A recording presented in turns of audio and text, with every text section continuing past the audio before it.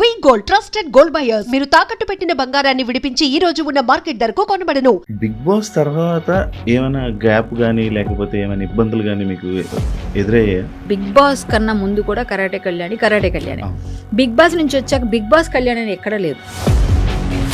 డబ్బుల పరంగా నేను లాస్ అయ్యాను అన్ని విధాలుగా. వాళ్ళు ఇచ్చిన రెమ్యూనరేషన్ ఇంత అయితే తర్వాత నాకు పోయింది చాలా ఎక్కువ.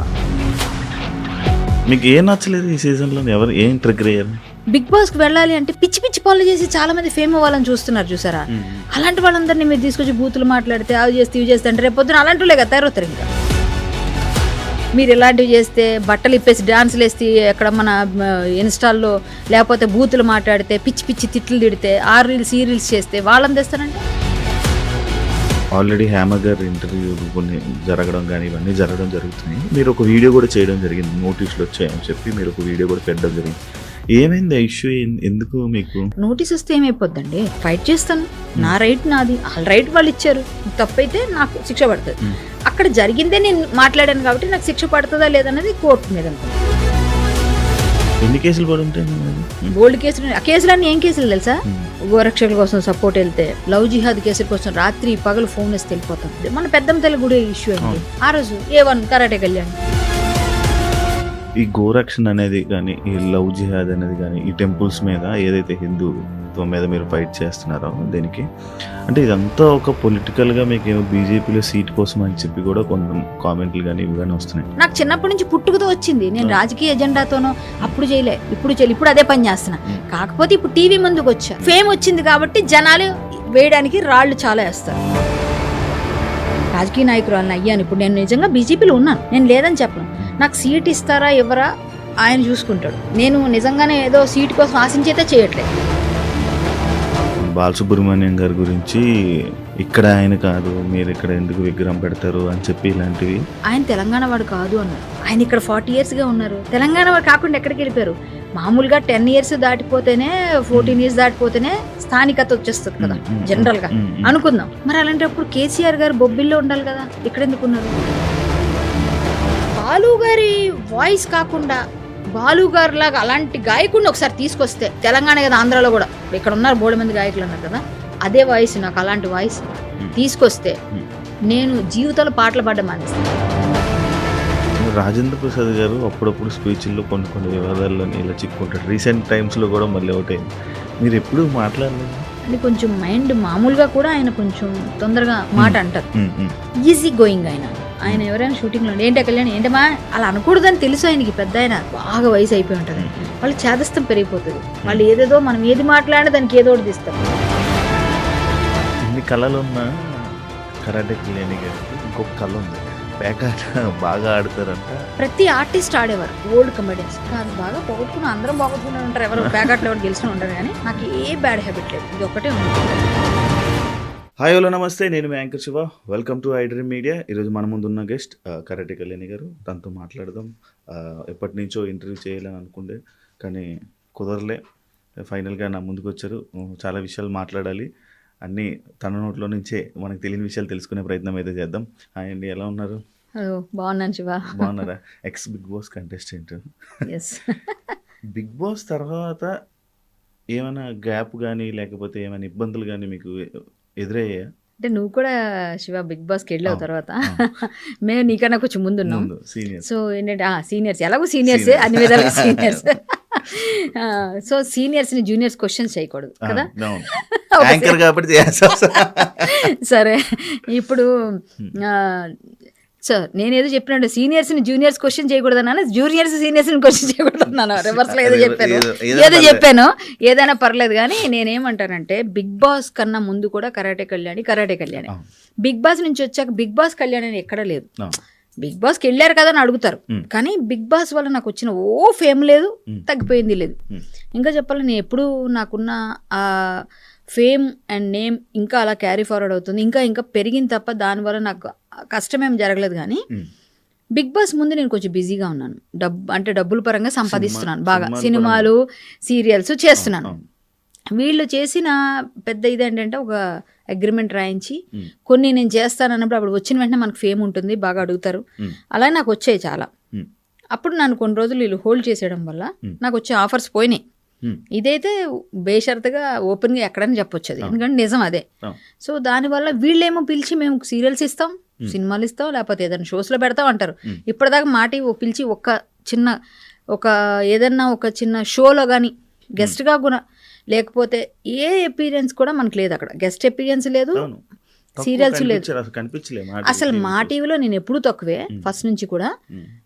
బట్ ఇప్పుడు కూడా తక్కువే. ఇంకా మరి తర్వాత నాకు ఏంటంటే మీకేమైనా ఇబ్బంది అయిందండి, ఏం ఇబ్బంది ఏం కాలేదు, కానీ డబ్బుల పరంగా నేను లాస్ అయ్యాను అన్ని విధాలుగా. వాళ్ళు ఇచ్చిన రెమ్యూనరేషన్ ఇంత అయితే తర్వాత నాకు పోయింది చాలా ఎక్కువ, అలా అయిపోయింది. అంటే పోయిందంటే రావాల్సినవి రాకుండా ఆపేసి నాకు వచ్చే చేయనివ్వకుండా చేస్తే ఆటోమేటిక్గా కొంచెం నేను లాస్ అయ్యానని చెప్పాలి. బిగ్ బాస్ వల్ల నాకు నష్టమే ఒక విధంగా నష్టం అంటే డబ్బుల పరంగా. అనవసరంగా వెళ్ళానని ఫీల్ అవ్వలేదు, ఎక్స్పీరియన్స్ చేశాను, బాగా ఎంజాయ్ చేశాను, అవన్నీ ఓకే. నేను ఎక్స్పీరియన్స్ ఎంజాయ్ చేశాను. బిగ్ బాస్ అనేది ఒకసారి చూడాలి, అది ఏంటి అన్నది అనేసి ఒకసారి వెళ్ళాలి కదా. ఎక్స్పీరియన్స్ చేయడం అయితే చేశాను, బాగుంది, నాకేమీ దానిలో ఎక్కడ తేడా కనిపించలేదు. అందుకే నేను బిగ్ బాస్ గురించి ఎవరు మాట్లాడి నేను ఫైట్ చేస్తాను, తప్పు, అలా మాట్లాడద్దు, అలాగా ఇలాగా అంటే నేను గట్టిగా అంటా. కానీ కొంతమందిని మొన్న పంపించడం నేను కూడా బిగ్ బాస్ మీద సీరియస్ అయ్యా. ఎందుకంటే ఇలాంటి వాళ్ళని పంపించొద్దు మీరు, ఇక ముందు జనాల్లో వ్యతిరేకత వస్తుంది, బిగ్ బాస్ అంటే కొంచెం పేరు రావాలి అంటే చూస్తున్నారు, 1 year వెయిట్ చేస్తున్నారు మీకు బిగ్ బాస్ కోసం. నేను కంటెస్టెంట్ అవ్వాలనుకున్నప్పుడు వాళ్ళకు ఒక విలువలు ఉండాలి అన్ని విధాలుగా. నేను కూడా చెప్పాను, సజెషన్ చేశాను, నేను డైరెక్ట్గా మాట్లాడాను, ఫైర్ అయ్యాను, ఫైట్స్లో బయట డిబేట్స్లో పాల్గొని ఏంటి ప్రాబ్లం అని కూడా చెప్పాను.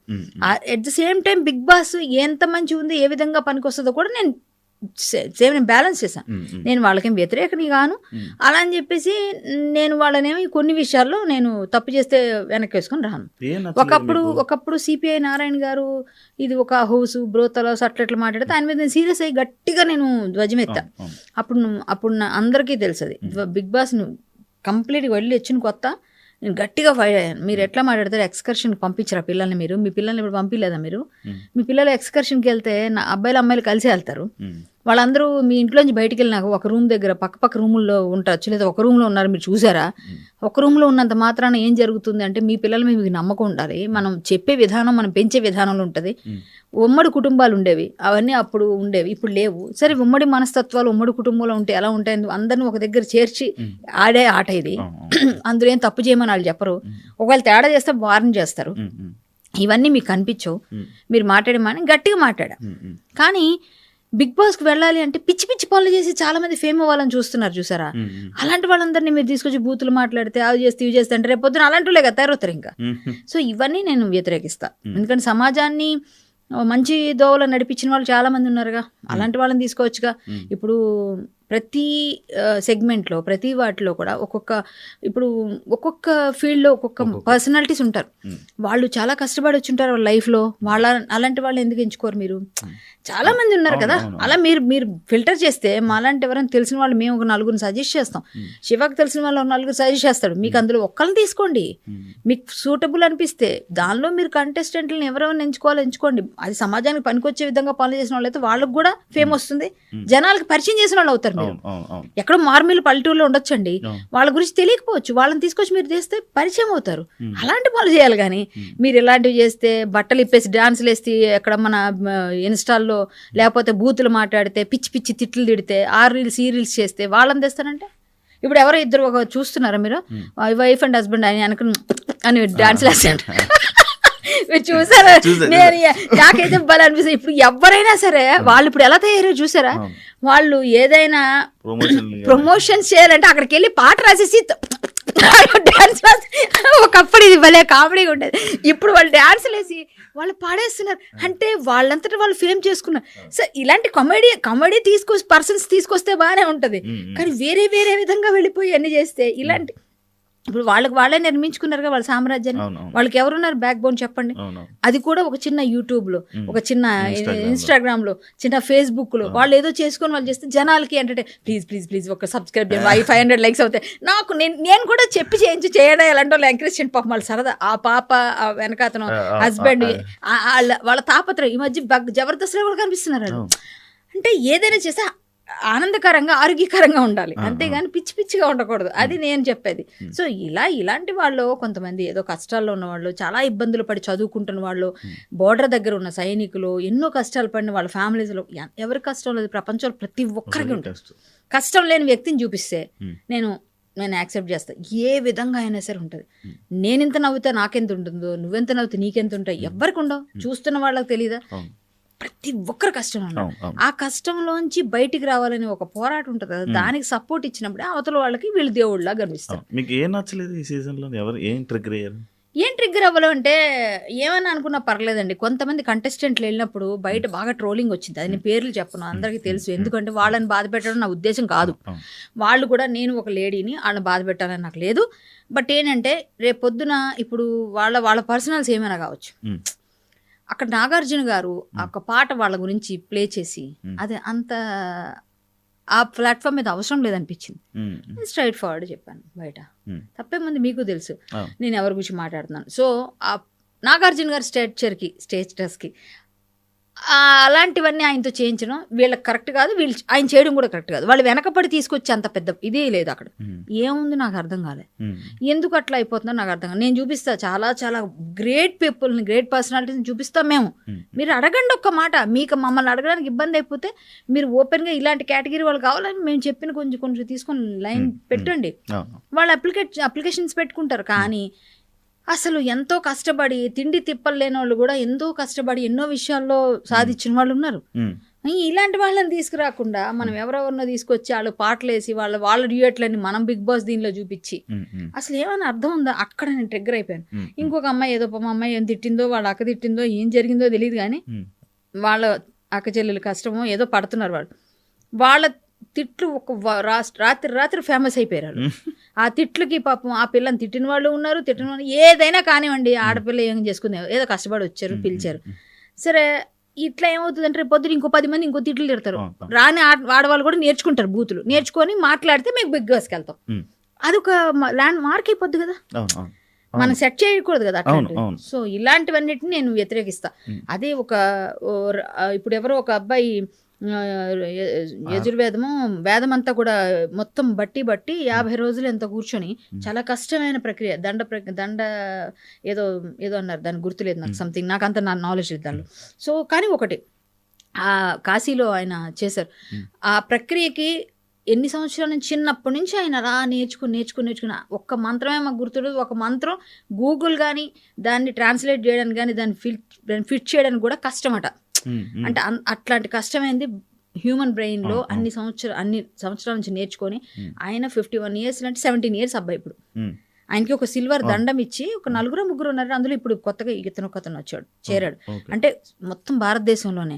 సో అలాంటి కష్టమైన వేద ప్రక్రియనంతా కూడా బట్టి చేసిన వ్యక్తులు ఉన్నారు. ఇలాంటి విషయాలు తెలియజేయడానికి మీరేవో కొన్ని హ్యాండ్ మార్కులు ఏంటి, మీరు ఏదో ఒక కొంచెం మంచి విషయాల కోసం ఇది పెట్టుకోండి. మీరు దేవుళ్ళు, రిలీజియస్ ఇవన్నీ నేను చెప్పను, జనరల్ గా చెప్తున్నాను. ఇలాంటి కష్టతరమైన ప్రక్రియలు చేసిన వాళ్ళు ఉన్నారు కదా, అలాంటి వాళ్ళు మన ఇక్కడ కూడా ఉన్నారు. ఎక్కడో చెప్పుకోకర్లే, వెతికితే గ్రామాల్లో ఉన్నారు. ఎంత మంచి టాలెంటెడ్ పర్సన్స్ ఉన్నారు. వాళ్ళని తీసుకురండి, వాళ్ళని తీసుకొచ్చి ఒక ప్లాట్ఫామ్ ఇవ్వండి, వాళ్ళకి ఏదైనా లైఫ్ ఇవ్వండి, ఒక ఫుడ్ పెట్టండి, మేము దీనివల్ల వచ్చామని చెప్తారు. అలాంటిది మానేసి మనం ఎక్కడ లేనివన్నీ ఏదో చేస్తే నేను కొంచెం ట్రిగ్గర్ అయిపోయాను. ఇంకా అక్కడ ట్రిగ్గర్ అయిపోయి నేను డైరెక్ట్గా ఫోన్ చేసి చెప్పా. నేను డిబేట్స్లో కూడా డైరెక్ట్ చెప్పా, అనవసరంగా బిగ్ బాస్ వల్ల ఇంతవరకు ఉన్న వాళ్ళందరూ బిగ్ బాస్కి వెళ్ళామని. ఇప్పుడు ఆ బిగ్ బాస్కి వెళ్ళామని చెప్పండి, ఫీల్ వస్తుంది కదా ఎవరికన్నా ఫ్యూచర్లో. ఇంకా వేస్ట్. నేను బిగ్ బాస్ వల్ల నాకు ఫేమ్ రాలేదండి, ఒరిజినల్గా చెప్తున్నా, క్లియర్గా చెప్తున్నా. కాకపోతే ఒకటి ఉంది, చిన్న పిల్లడు కూడా గుర్తుపడతాడు దానికి వెళ్తే. ఎందుకంటే చిన్న పిల్లలకు చూసేది బిగ్ బాస్. సో చిన్న పిల్లలు చూసినప్పుడు ఎంత జాగ్రత్తగా చేయాలి, స్క్రూట్నీ కానీ ప్రతిదీ వాళ్ళ మీద ప్రభావం పడుతుంది కదా. లోపలికి వెళ్ళి లవ్లు చేసుకోవడం కాదు కదా బిగ్ బాస్ కదా, అంతే కదా. అది కాదు కదా, అది పిల్లలు ఏంటి, ఓహో ఇలాగెళ్తే లోపలికి వెళ్తే మనం ఒకవేళ ఒక ఛాన్స్ వస్తే ఇలా ఉండాలన్నమాట అని 16-17 years పిల్లలు ఇంకా అదే పనిగా చూస్తారు కదా. వాళ్ళకి ఫ్యాన్ బేస్లు అంటే లవ్లు కొవ్వుల కోసం వెళ్ళట్లేదు ఎవరు, లోపలికి వెళ్తే ఒక సెట్ చేసుకుంటున్నారు, ఒక రిలేషన్స్ పెట్టుకుంటున్నారు. సో అది కాదు బిగ్ బాస్. బిగ్ బాస్ మనస్తత్వాన్ని అంచనా వేసే ఇది ప్రక్రియ.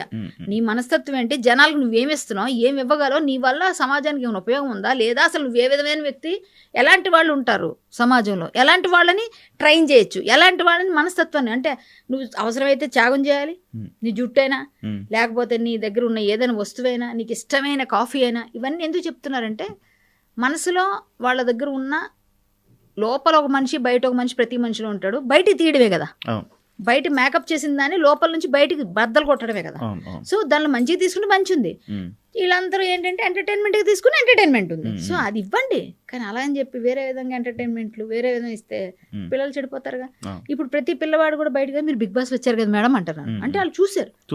సో నాకు వచ్చిన ఫేమ్ ఏమైనా ఉందంటే ముందు నుంచి కరాటే కళ్యాణే, ఇప్పటికీ Bigg Boss Kalyan, Bigg Boss participant అని కొంతమంది తెలుసు, 4 అని ఆల్రెడీ 4 అయిపోయి కూడా 5 సీజన్లు అయిపోయి, కాబట్టి ఇప్పుడు 4 అయిపోయిన తర్వాత ఇన్ని సీజన్ల తర్వాత నేను అందరికీ గుర్తుండొచ్చు, గుర్తు లేకపోవచ్చు.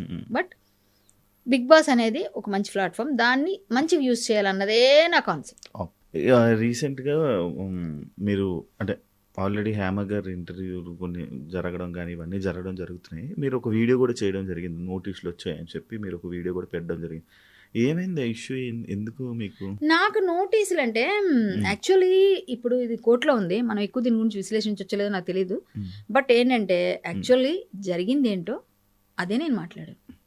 అక్కడ జరిగింది మాకు చూసింది టీవీలో వచ్చింది. జనరల్గా ఫస్ట్ నుంచి కూడా మాకు 6 years నుంచి ఈ రైవలరీ అని కాదు కానీ చిన్న డిస్ప్యూట్స్ ఉన్నాయి. రైవలరీ అని కూడా నేను అన్నాను, ఇవాళ ఉన్నది రేపు ఉండొచ్చు, రేపు పోవచ్చు, ఏమైనా జరగవచ్చు. బట్ 6 yearsగా ఉన్నది. ఆ 6 years నుంచి అంటే రైట్ బిగినింగ్ ఎక్కడంటే నరేష్ గారు ఎలక్షన్స్ నుంచి ఉంది. సో ఇప్పుడు కొన్ని వెతికితే అవన్నీ కూడా కనిపించవు మీకు మీడియాలో. అవి నేను ఎవరో ప్రైవేట్ చేసి ఉంటారు, లేకపోతే మన దగ్గర కొన్ని నిక్షేపం ఏమున్నాయి అనేది పక్కన పెడితే అవన్నీ కనిపించట్లేదు. కానీ మేము మాట్లాడినవి మాత్రం వెళ్ళి కేసు వేశారు, నోటీసులు పెట్టారు. నోటీస్ వస్తే ఏమైపోద్దండి, ఇప్పుడు నేను ఫైట్ చేస్తాను, నా రైట్ నాది, వాళ్ళ రైట్ వాళ్ళు ఇచ్చారు, వాళ్ళ రైట్ వాళ్ళు ఇస్తారు, తప్పేం లేదు. ఇది ఇప్పుడు ఎవరైనా ఎవరి మీదైనా ఫైట్ చేయొచ్చు, ఇది భారతదేశం, వాక్ స్వాతంత్రం ఉంది, ఎవరి వాక్ స్వాతంత్రాన్ని ఎవరు హరించలేరు. సో నేను మాట్లాడిన దాన్ని తప్పైతే నాకు శిక్ష పడుతుంది. అక్కడ జరిగిందే నేను మాట్లాడాను కాబట్టి నాకు శిక్ష పడుతుందా లేదన్నది కోర్టు మీద ఉంటుంది. సో నేనేం చేశాను, నేను అప్పుడు నా మీద ఏదో కొన్ని మాట్లాడితే అవి కూడా నా దగ్గర ఉన్నాయి, కొన్ని ఉన్నాయి, అవన్నీ ఉన్నాయి. నేను అవన్నీ నేను రివీల్ చేయడం కోర్టుకి ఇస్తాను, నేను చాలు బయట చెప్పక్కర్లేదు. సో నా గురించి కూడా మాట్లాడినవి అవన్నీ నా దగ్గర ఉన్నాయి. అవి నేను చూస్తే నాకు బాధ అనిపించి అప్పుడు నన్ను అట్లా అన్నప్పుడు ఇది చాలా పెద్దది కదా, మొత్తం అందరికీ ఇది వచ్చిందని ఏవో నేను కొన్ని రిలీజ్ చేశాను. సో మా అసోసియేషన్ తరపున కూడా మేమందరం డిబేట్స్లో పాల్గొన్నప్పుడు 1-2 అప్పుడు మాట్లాడినప్పుడు కూడా అవును మా మీద ఇట్లా అయ్యింది ఎలిగేషన్స్ ఇట్లా అని మాట్లాడాను. నేను ఏదైనా నిజమే చెప్తా, అబద్ధాలు చెప్పాల్సిన నాకు లేదు. సో అక్కడ తను ఏదైతే నేను ఇక్కడ లేనను లేకపోతే నేను ఉండలేదను అన్నదో అవన్నిటికీ నేను రియాక్ట్ అయ్యి చెప్పాను. బట్ నేనేం పర్సనలైజ్ చేసి పర్సనల్గా నేను నిందలేదు. ఎవరి గురించి నేను జరిగింది చేశారన్నారా అక్కడ కనిపించిందే. సో ఒకటి సింపుల్ లాజిక్, అసలు మర్చిపోతున్నారు ఏంటో అర్థం కాలే. ఇప్పుడు నేను లేను, నేను ఉన్నాను, ఇప్పుడు నా మీద కేసు కొట్టేశారంటే నేను ఉండాలి కదా అక్కడ, అంతేనా? నేను ఉండాలి కదా, నేను ఉన్నానంటే ఏంటి, నేను ఒప్పుకున్నాడే కదా. సో ముందు ఒప్పుకోలేదు కదా. సో అయిపోయింది అక్కడే, ఎరెండ్స్ ద మ్యాటర్ అయిపోయింది. ఎందుకంటే నేను లేను అన్న మనిషి నేను ఉన్నాను, నా మీద కొట్టేశారు. ఎలా కొట్టారు, దానిలో ఉన్నాయి కొన్ని. ఏమనింది 11, నేను 11 అని చెప్తున్నాను. సో 11 అంటేనే అర్థమైంది నేను కూడా ఉన్నాను ఇందులో ఎక్స్క్యూజ్డ్. సో 11లో ఉన్నప్పుడు నా కొట్టేశారు, నేను చేయలేదని ఎలా అయింది? అది గవర్నమెంట్దా ప్రైవేట్గా చేయించుకున్నామా అన్నది తర్వాత నేను పెట్టిన కేసులోనో లేకపోతే నేను ఇచ్చే దానిలోనో నా నోటీస్లోనో లేకపోతే ఇంకోటో అప్పుడు కదా బయటకు వస్తుంది. అది అప్పుడు కదా బయటకు వస్తుంది, కోర్టు కదా దాన్ని చూసి నమ్ముతుంది. ప్రపంచం అంతా కోడే కూసింది, బట్ నీకు ఎవరి మీద అభ్యంతరం లేదు. నా మీద ఉందంటే సమ్ పర్సన్స్ ఎవరో పెట్టించారు, లేకపోతే ఏదో నా మీద పర్సనల్ గ్రడ్జు. సో అది నేను నిరూపించగలిగితే చాలు కదా కోర్టుకి. సో అయిపోయింది అక్కడే. సో నేను చాలా స్ట్రాంగ్ ఉంటా, ఎందుకంటే నేను తప్పు చేయలేదు. నా దగ్గర చాలా పాయింట్స్ ఉన్నాయి, నేను ఇంకా చాలా రెడీగా పెట్టుకుని ఉన్నాను. నేను ఫైట్ చేస్తాను, ఎందుకంటే నేను ఎప్పుడు కూడా గివ్ అప్ ఇచ్చే మనిషిని కాను. ఎన్ని కేసులు పడి ఉంటాయి మీ మీద? ఎవరి విషయం చెప్తున్నా? ఏ విషయమైనా? బోల్డ్ కేసులు ఉన్నాయి. ఆ కేసులన్నీ ఏం కేసులు తెలుసా? గోరక్షణ అవుతుంది, అవును. గోరక్షకుల కోసం సపోర్ట్ వెళ్తే మొన్న ఇక్కడ ఖైరతాబాద్ దగ్గర ధర్నాకి వెళ్తే పోలీసులు పెట్టేశారు. వాడెవడో మాతో వచ్చినోడు పోలీసులు అక్కడ ఉంటుండగానే వాడు ఎక్కడో మహారాష్ట్ర నుంచి వచ్చాడు గోరక్షకుడు. మాతో పాటు గోరక్షణ అంటే మేము అందరం మనవాళ్ళే అనేసుకుంటాం కదా, తీసుకొని వెళ్ళాం. వాడు ఏదో కొంచెం ఆలస్యంలో అని కొట్టాడు. ఇట్లా కొడితే ఏమైంది, పబ్లిక్ ఆస్తులు ధ్వంసం చేశారు, మా మీద పీడీపీపీ యాక్ట్ పెట్టారు. అక్కడ నేను ఉన్నదో నేను ఉన్నాను. మరి అక్కడ ఎవరికి కనిపిస్తారు, మొత్తం అందరి పేర్లు తెలియదు ఎవరికి, కరాటే కళ్యాణ్ కనిపిస్తుంది. సో కరాటే కళ్యాణ్ A1 అలా అయిపోద్ది. మొన్న పెద్దమ్మ తల్లి గుడి ఇష్యూ అయింది, ఆ రోజు A1 కరాటే కళ్యాణి. సో ఇలాంటివి ఇంకా ఎవరైనా ఏదైనా ఇబ్బంది పడితే, ఏదైనా లవ్ జిహాద్ కేసులు ఏదైనా అయింది, ప్రాబ్లం అయింది, వాళ్ళకి వెళ్ళి సపోర్ట్ చేస్తాం. అది అక్కడతో అయిపోదు. ఇంకో దగ్గర నేను చెప్తాను శివాన్ని, మీకు ఎవరికి తెలియని విషయం, రోజు ఇప్పుడు ఈ క్షణం నా ఫోన్లో చూపిస్తాను. ఇవాళ ఉదయం కూడా, నిన్న సాయంత్రం కూడా పట్టించినాను. రోజు నేను గోరక్షలు కొంతమంది ఉంటారు, వాళ్ళందరికీ నేను ఫార్వర్డ్ చేస్తాను. ఆంధ్ర నుంచి వస్తున్నా, నిన్న నైట్ కూడా పట్టుకున్నారు మా వాళ్ళు. అంటే నేను ఇదే ధ్యాసలో ఉంటా. నేను చేసే పనులు లవ్ జిహాద్ కేసుల కోసం రాత్రి పగలు ఫోన్ వేసి వెళ్ళిపోతాను, నిద్రపోను నేను. ఫోన్ వచ్చిందంటే ఏ టైం ఎలా ఉందని ఎన్నో ఉన్నాయి. అది లవ్ జిహాద్ కేసులు ఏంటి? లవ్ జిహాద్ అంటే ఆడపిల్లల్ని హిందూ అమ్మాయిలు టార్గెట్ చేసి ముస్లిం అబ్బాయిలు ఇష్టం, తెలుసు కదా మీకు, వాళ్ళు కేరళ స్టోరీ లాగా ఏదో సంథింగ్ వాళ్ళు ట్రాప్ చేస్తారు అని. ఈ అమ్మాయిలు హిందూ అబ్బాయిలు దొరకనట్టు వాళ్ళకే పడతారు. అది ఎందుకో మరి ఎలాగో తెలియదు, వాళ్ళు ఏం చేస్తారో తెలియదు. మీలాంటి అబ్బాయిలు ఉన్నారు హిందువులు, మీకు పడరమ్మా, ఖచ్చితంగా పడరు, ఖచ్చితంగా అక్కడే పడతారు. వాళ్ళు ఏదో ఉంటుంది అక్కడ, సో వాళ్ళు పడకుండా దాని తర్వాత నికాహాల ఎన్ని చెప్తామో తెలుసు వాళ్ళకి మేము. ఈ లవ్ జిహాద్లో ఎన్ని రకాలుగా అమ్మాయిల్ని ఇది చేస్తారో, ఆ అబ్బాయిలకి ఎన్ని సపోర్ట్. మీరు కేరళ స్టోరీ చూస్తే అర్థమైపోతుంది, నిజం అదే జరిగేది, అదే ఎవరేమనుకున్నా జరిగేది అదే, కాదు అనడానికి లేదు. మా దగ్గర ప్రూఫ్స్ ఉన్నాయి. సో పట్టుకెళ్ళిపోవడం ఏంటి, అమ్మాయి నిన్ను వదిలేసి, ఇప్పుడు నువ్వు అన్నయ్య అయితే నువ్వెవడో అసలు నాకు నువ్వు అన్న కాదు అంటది అని వెళ్ళిపోద్ది. అమ్మ నాన్న వదిలేసి మనం ఎంత ట్రై చేసినా వినదు. ఎన్నో ఉన్నాయి అందులో, చాలా రకాలు ఉన్నాయి, ఎన్నో రకాలుగా ఉంటాయి. మేమైతే ఒక డాక్టర్ దగ్గరికి వెళ్ళాము, పేర్లు ఎందుకు అవసరం లేదు. తెల్లవారుజాము 4-5 వరకు కూర్చున్నాం మేము. కూర్చొని అమ్మాయి బ్రెయిన్ వాష్ చేస్తే అమ్మాయి మారింది. అంటే అబ్బాయిని చేసుకోవడానికి, అబ్బాయి సాఫ్ట్వేర్ ఇంజనీర్, అమ్మాయి డాక్టర్, పోస్ట్ గ్రాడ్యుయేషన్కి వెళ్తుంది ఆమె, డాక్టర్ ఇదైపోయి. అలాంటి అమ్మాయిని పటాయించారు. అంటే మొన్న ఒక పాకిస్తానీ కేసు చూశారు మీరు, దాంతో మీ అందరికీ తెలుసు. మేము నెలలో కరాటే కళ్యాణి మంచే చేస్తుంది అని చాలా తక్కువ మందికి తెలియచ్చు. నేను ఎప్పుడు బయట చెప్పను ఇవన్నీ. సో రోజు నేను ధర్మం కోసం, నా దేశం కోసం, నా రాష్ట్రం కోసం, లేకపోతే నేనున్న ప్రదేశంలో ఎవరైనా వీటి కోసం పనిచేస్తూ ఉంటాం. దానివల్ల రూపాయి ఏమీ రాదు మనకి. తిరిగి మన పెట్రోల్, మన డబ్బులు మనం ఖర్చు పెట్టుకొని మనం వెళ్ళాలి. ఇప్పుడు నేను దూరం వెళ్ళాలి, ఎక్కడో లింగంపల్లి వెళ్ళాలి, ఇక్కడ నుంచి వెళ్ళాలంటే 1000 రూపాయలు పెట్రోల్ ఈజీ కాలుతుంది నాకు వెళ్ళి రావడానికి కదా. అది నాదే, నేనే వేసుకోవాలి, నాకు ఎవరు ఇవ్వరు. నా పిల్లలు అయ్యో మన హిందూ అమ్మాయిలు ఇలా ట్రాప్ అయిపోతున్నారే, ఇలాంటి బాధలు పడుతున్నారే, రేపు పొద్దున వాళ్ళు ఫ్రిడ్జ్లో దొరుకుతారా, సూట్ కేసులు దొరుకుతారా అనుకునేవాళ్ళు. అంటే అందరూ అట్లనే ఉంటారా అని మాట్లాడతారు ఫస్ట్ వాళ్ళు. సేమ్ అదే మామూలుగా మంచిగా పెళ్లి చేసుకొని అమ్మాయి, ముస్లిం అబ్బాయి హిందూ అమ్మాయిలు పెళ్లి చేసుకొని కూడా ఉన్నారు కదా కొన్ని జంటలు. మరి అంటే తక్కువ ఉంటారు, అలా ఉండేవాళ్ళు లేరని చెప్పను, చాలా తక్కువ ఉంటారు. అలాంటి మంచి అబ్బాయిలు ఉన్న వాళ్ళు తక్కువ ఉంటారు. మాక్సిమం వాళ్ళకంటే 4 చేసుకోవచ్చు కదా. ఈ అమ్మాయిని పెళ్లి చేసుకున్నాక వాళ్ళకున్న చట్టం 4 చేసుకోవచ్చు కదా. ఈ అమ్మాయి మీద ఎప్పుడు మోసి తిరిగితే అప్పుడు తలాక్ చెప్తారు. ఇప్పుడు అది లేకపోయినా ఏదో ఒకటి చేసి అమ్మాయికి ఎంతో కొంత ఇచ్చి, మన పాకిస్తాన్ మీద అదే అయింది, పాకిస్తాన్ గొడవ అదంతా. అమ్మాయిని ఇప్పుడు అమ్మాయి ఉంటుండగా అమ్మాయి రెడ్ హ్యాండెడ్ ఇంకొక అమ్మాయితో పట్టించిందిగా. సో ఈ అమ్మాయికి బాబు పుట్టాడుగా, మరి ఈ అమ్మాయిని ఎందుకు వదిలేసాడు, మరి చేసుకున్నాడు. సో ఇలాంటి కేసులు ఎక్కువ ఉంటాయి. దానివల్లే మీరు అమ్మాయిలు ట్రాప్ పడకండి. మీరు వెళ్ళిపోయిన తర్వాత మీరు 4 చేసుకునే అవకాశం ఉంది. మిమ్మల్ని మేము అప్పుడు రక్షించుకోకుండా ముందే మేము చెప్పుకోవచ్చు కదా అని మేము అన్ని విధాలుగా వాళ్ళు ప్రయత్నం చేస్తాం. ఇదో పెద్ద హిడ్డాక్ అనమాట మనకి ఫ్యూచర్కి. ఏంటి, ఇప్పుడు ఒక మాట చెప్తా. ఇప్పుడు లక్ష్మి అనే అమ్మాయిని పెళ్లి చేసుకున్నాడు, ఒక ఎవరో అబ్బాయి అజీజో ఏదో పేరు అనుకో, ఏదో మన పేర్లు ఎందుకు మనకు అనవసరం, ఎవరో ముస్లిం అబ్బాయి. ఇప్పుడు ఒక అజీజ్ అన్న అబ్బాయిని పెళ్లి చేసుకున్న ఈ లక్ష్మి ఫాతిమా అయ్యింది అనుకుందాం, ఫాతిమా అయ్యింది అంతే కదా. మారకపోతే చేసుకోడు, మేము ఎంతో ట్రై చేస్తాం హిందూగా మారి చేసుకుంటే మా ఇంట్లో ఒప్పుకోరు అంటాడు. ఎంత ఘోరమో. మొన్న ఒక అమ్మాయి, ఒకే సింగిల్ అమ్మాయి, అక్కడ అమ్మాయి కోసం తల్లి తండ్రి బ్రాహ్మణు ఏడ్చారు. అమ్మాయి వినలేదు. 3 సంవత్సరాల నుంచి బొట్టు పెట్టుకోవడం మానేసింది అబ్బాయితో రిలేషన్ స్టార్ట్ అయినాక. ఇప్పుడు అమ్మాయి బొట్టు నాకు పెట్టింది వాళ్ళ మదరు, నేను పెడదామని అనుకుంటే అమ్మాయి పెట్టించుకోదంట, అరుస్తుందంట. సో అమ్మాయిని కన్వర్ట్ చేసేసాడు, ఈ అబ్బాయి కన్వర్ట్ అవడు. ఇప్పుడు ఈ అబ్బాయి, ఈ లక్ష్మి అన్న అమ్మాయి ఫాతిమా అయిపోతే అజీజ్ కొడుకుగా పెరుగుతారా పిల్లలు, లక్ష్మి పిల్లలుగా పెరుగుతారా, ఫాతిమా పిల్లలు ఆటోమేటిక్గా అజీజ్ పిల్లలు, అంతేనా. మరి అప్పుడు హిందూ సంతతి పెరిగిందా, ముస్లిం సంతతి పెరిగిందా? ఎవరిని పెంచుతున్నారు మీరు? అవును. వాళ్ళకి ఎంతమంది నేను కనాలి? 4 పిల్లలు మినిమం కంటేనే వాళ్ళు ఆడదానిగా యాక్సెప్ట్ చేస్తారు. మినిమం 4 కనాలి. 3 4 కంటే మంచి భార్య. తర్వాత కూడా ఇంకొక 4 భార్య చేసుకుని ఒక్కడే 12 మందిని కూడా కంటాడు, 15 మందిని కూడా కంటాడు. మనం ఒక్కరు లేక ముద్దు, 2 ముద్దు అని చెప్పి 2తో కట్ చేస్తాం. ఇప్పుడైతే ఒకరే అయిపోయారు. అమ్మ నాకు ఓపిక లేదన్న వాళ్ళు అయిపోయారు. ఎందుకంటే జంక్ ఫుడ్లు. సో వాళ్ళకి ఓపిక ఉండదు, ఒక్కళ్ళే కంటారు. సో ఇప్పుడు హిందూ సంతతి తగ్గిపోతే రేపు పొద్దున ఒకరోజు వచ్చి నిజం జరిగేది, ఎవరేమనుకున్నా పర్లేదు, జరిగేది ఇదే. ఒకరోజు గట్టిగా వాళ్ళకి అజాయింపు వచ్చింది అనుకో, అంటారు కదా వాళ్ళకి దీనిలోంచి వస్తుంది కదా, దీనిలోంచి తను సరసే జుదా అంటాడు, ఇది తీసేస్తాడు. మన పక్కనే ఉన్న మన ఫ్రెండు, ముస్లిం ఫ్రెండు నీ ఇంటికి వచ్చి నీ మీద ఫైట్ చేస్తాడు.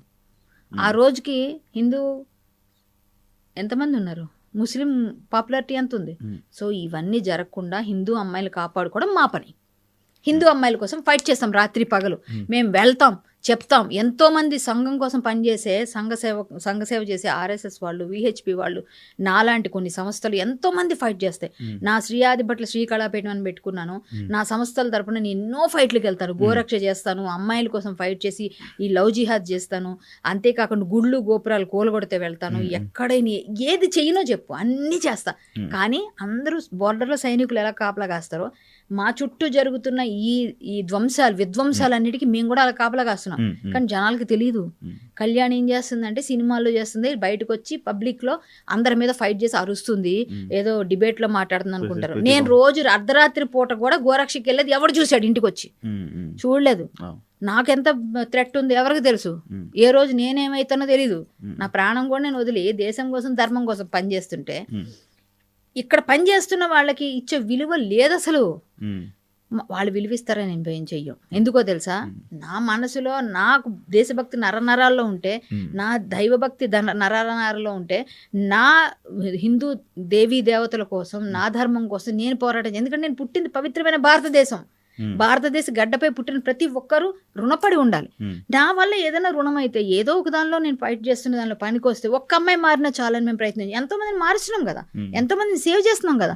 కానీ బయట పెట్టమని ఎందుకో తెలుసా, నేను ఇవాళ నా ఫేస్బుక్లో 1 సంవత్సరం నుంచి పెట్టని పోస్టులు బోల్డ్ ఉన్నాయి, చేసిన కార్యక్రమాలు పెడితే నాకు టైమే దొరకదు తెలుసా, అన్నీ ఉన్నాయి. నాకు అసలు నేను మొన్న 2 మార్చాను. అంటే మార్చడం అంటే వాళ్ళని స్వధర్మంలోకి తీసుకొచ్చుకున్నా. విజయవాడ హోటల్లో ఉండి నా కారు ఆగిపోతే సర్వీసింగ్ ఇచ్చి అవన్నీ చేసుకొని ఆ 2 రోజులు అక్కడ ఉండి, వాళ్ళు ఆల్రెడీ ఎప్పటి నుంచో నాకు తెలుసు హిందూ పేర్లు, భవానీ, జ్యోతి ఇలాంటి పేర్లు చూస్తే వాళ్ళు చర్చిలకు వెళ్తారు. చర్చిలకు వెళ్ళండి, ఎవరు వద్దన్నారు. కానీ నువ్వు ఎక్కడ పుట్టావు, ఇంట్లో అందరూ అదే ధర్మంలో ఉంటూ నువ్వు ఒక్కదాని ఎందుకు మారావంటే ప్రలోభం. ఏం ప్రలోభం పెడుతున్నారు అసలు ఏంటనే, నా ధర్మం ఏంటి, నువ్వు ఎలా ఉండాలి, ఎక్కడ పుట్టావు, ఏం చేసావు అని చెప్తే అన్ని విషయాలు మాట్లాడిన తర్వాత నిజమేనమ్మా మాకు ఇలాగే చెప్పారమ్మా అని, మీకు ఇలాగే చెప్పి మారుస్తారు. సో నీ ధర్మం నువ్వు తెలుసుకో, నువ్వు ఎక్కడున్నావు, ఎక్కడ పుట్టావు, నువ్వు ఉండాలని చెప్పి నేను కొన్ని మాటలు చెప్పి కొన్ని కథలు చెప్పి వదిలేసా. ఇప్పుడు పెద్ద స్టోరీ అదంతా. సో అదంతా కట్ చేస్తే 2వ రోజు నేను బయలుదేరి వచ్చేస్తున్నప్పుడు నేను కుంకుమ తీసుకెళ్ళి బొట్టు పెట్టుకుంటావు కదా, ఇంకెళ్తావు కదా, నువ్వు వెళ్ళావు కదా అంటే నేను చర్చికి వెళ్ళిన ఇంకా అన్నది. సరే అని అనేసి అమ్మాయి బొట్టు పెట్టి తారక మంత్రం చెప్పించి మొత్తం అని చెప్పి, నీకేం బలవంతంగా ఏం పెట్టలేదు కదా బొట్టు, నీకు మనస్ఫూర్తిగా ఇష్టపడి అంటే, లేదమ్మా నాకు ఇష్టపూర్వకంగా నా మతిలో ఉండి నేను నా ధర్మం నా ఇంట్లోకి నేను వచ్చానని చెప్పి నా వీడియో ఉంది నా దగ్గర. పెట్టలేదు ఇంకా నేను ఫేస్బుక్లో. పెడితే అది ఫుల్ జనాలకు వెళ్తుంది. కానీ పెడతాను, మేబీ పెడతాను, నాకు అంత టైం లేక నేను పెట్టలేదు. దాన్ని ట్రిమ్ చేయాలి, ఇవన్నీ చేయాలి ఉంటాయి కదా, పెట్టలేదు. సో ఒక పోస్ట్ పెడితే నేను 2000 లైక్లు చేరువైంది. 2000 లైక్లు ఎన్నో ఇవన్నీ వెళ్ళినాయి. ఒక పోస్ట్ పెడితేనే ఒక 60,000 వ్యూస్ అన్నీ వచ్చాయి. సో పోస్ట్ పెట్టా ఇలా జరిగింది అని, నేను వీడియోతో పెడితే వైరల్ అవుతుంది. కానీ నేను నా అనుక్షణం నేను పనిచేస్తుంది, నేను పుట్టిన నేల కోసం, నా ధర్మం కోసం, నా తల్లిదండ్రులు నాకు ఇచ్చిన సంస్కారం చేస్తున్నాను. ఎందుకంటే నేను హరికథ చెప్తా, దేవుడి గురించి మాట్లాడతా. నా హరికథ విన్న వాళ్ళు ఎవరైనా సరే కొంతైనా మారాలని నేను నాకు తెలిసిన నా గురువులు చెప్పిన విషయాలు చెప్తా. నేను దాని మీదే బ్రతుకుతున్నా. ఎందుకంటే ఇండస్ట్రీ వాళ్ళ మీద ఫైట్ చేసినాక ఇండస్ట్రీ వాళ్ళు కొంచెం సినిమాలు దూరం పెడతారు కామన్గా. సో ఇండస్ట్రీ వాళ్ళ మీద ఫైట్ చేశాను నేను. సో ఆటోమేటిక్గా నాకు ఫుడ్ పెడుతుంది ఎవరు, హరికథ చెప్తున్నా ఇప్పుడు నేను. మొన్న కూడా ఫోన్ చేసి నేను హరికథ, ఎస్ నేను హరికథ చెప్తున్నాను. సినిమా ఆర్టిస్ట్గా అందరికన్నా కొంచెం ఎక్కువ తీసుకుంటాను. సో వాళ్ళు ఇచ్చిన వాళ్ళు ఇస్తున్నారు, లేని దగ్గర కూడా కొంచెం అటు ఇటుగా చేసి చెప్తున్నా. ఎందుకంటే నాకు కొన్ని ఆశయాలు ఉన్నాయి, అవన్నీ నెరవేర్చుకుని హరికథలు చెప్తా, చెప్పనని కాదు, నా వర్క్ నేను చేస్తూనే ఉంటాను. సినిమాలు వస్తే సినిమాలు వదలను, చేస్తాను. మేము కూడా సినిమాలు తీస్తున్నాం మా తమ్ముడు వాళ్ళు. సో అది ఓకే. ఎంత ఇస్తారా మామూలుగా హరికథకి నేను ఎక్కువ ఛార్జ్ చేస్తాను. అంటే నేను ఎక్కువ, ఎందుకంటే నా టీంతో వెళ్తాను, ప్లస్ నేను సినిమా ఆర్టిస్ట్ కాబట్టి అందరికన్నా నేను ఎక్కువ. బయట వాళ్ళు ఒక 25,000-30,000 తీసుకునే వాళ్ళు పెద్ద ఆర్టిస్టులు ఉన్నారు, వాళ్ళకే తక్కువ ఇస్తారు. హరికథ అనేది చాలా కష్టం, కానీ తక్కువ ఇస్తారమ్మా వాళ్ళకి అందరికి. నేను అదే అంటాను, ఇప్పుడు పాట పాడితే ఒక సింగర్ వచ్చి సినిమాలో ఒక 2-3 పాటలు పాడితే సింగర్గా వస్తే వాళ్ళకు లక్షల్లో ఇస్తున్నారు. సో నేను కూడా సినిమా సింగర్ని, ఛత్రపతి సినిమాలో పాడాను, నేను కిరణ్ గారు పాడించారు. సో కొన్ని సినిమాల్లో కూడా పాడా. సో అలాంటప్పుడు నేను సింగర్గాను తీసుకోవచ్చు, ఆర్టిస్ట్గాను తీసుకోవచ్చు. బిగ్ బాస్కి వెళ్ళి వచ్చాను, ఫేమ్ ఉంది అప్పుడు నవ్వు అన్నట్టుగా, అది కూడా వాడుకోవచ్చు. నేను ఎప్పుడు వాడుకోలేదు ఎంతవరకు, వదిలే కానీ బిగ్ బాస్ని.